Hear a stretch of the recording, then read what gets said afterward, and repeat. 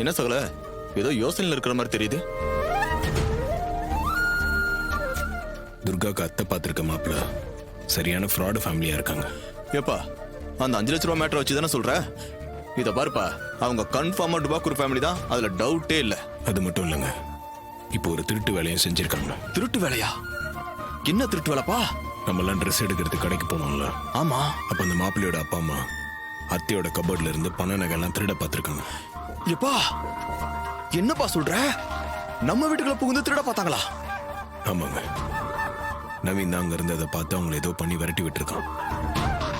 அத்தை எப்படி இவங்களை ஒரு நல்ல குடும்பம் நினைச்சு பொண்ணு கொடுக்க சம்மதிச்சாங்கன்னே தெரியல. எப்பா, இதுக்கு பின்னாடி கன்ஃபார்மா ஒரே ஒரு ஆள் தான் இருக்க முடியும், அது சின்னத்தை தான். அத்தைய யோசிக்க விடாம இந்த கல்யாண ஏற்பாட சின்னத்தை தான் பண்ணிருக்கணும். எப்பா, நான் இப்ப கேட்க வந்தது வேற மேட்ரு. என்ன விஷயம் கேளுங்க. இல்லப்பா, 2 நாளா நானும் பாத்துக்கிட்டே இருக்கேன். ரேவதி உங்ககிட்ட ஆசையா பேச வர்றப்பெல்லாம் நீ விலகி விலகி போயிட்டு இருக்க. சரியா முகம் கொடுத்து கூட பேச மாட்டேன்ற. என்னாச்சுப்பா உனக்கு?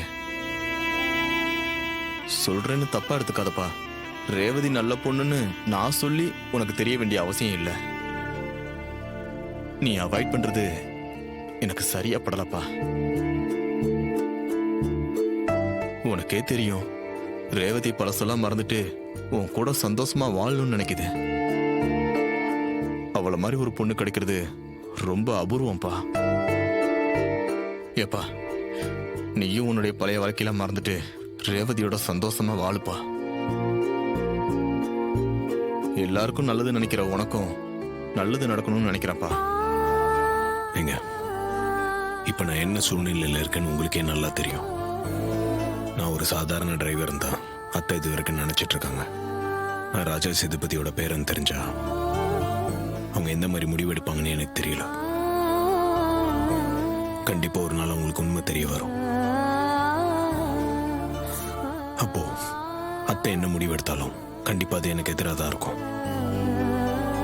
அப்ப ரேவதியோட நிலைமை என்ன ஆகும்னு யோசிச்சு பாத்தீங்களா? அத்தைக்கு இந்த உண்மைலாம் தெரிஞ்சா எங்களை பிரிக்கிறதுக்காக அவங்க என்ன வேணா செய்வாங்க. அவங்க அந்த மாதிரி எந்த முடிவு எடுத்தாலும் அது ரேவதியை தாங்க ரொம்ப பாதிக்கும். நாங்க இப்ப பெருசா எந்த ஊட்டத்தொழிலும் இல்லாம தான் வாழ்ந்துட்டு இருக்கோம்.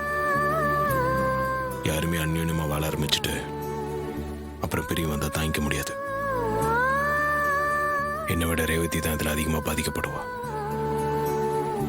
நான் அவகிட்ட அன்பா நடந்து அவன் மனசுல ஆசையை வளர்த்துட்டு பிரிஞ்சு போற மாதிரி ஒரு சூழ்நிலை வந்தா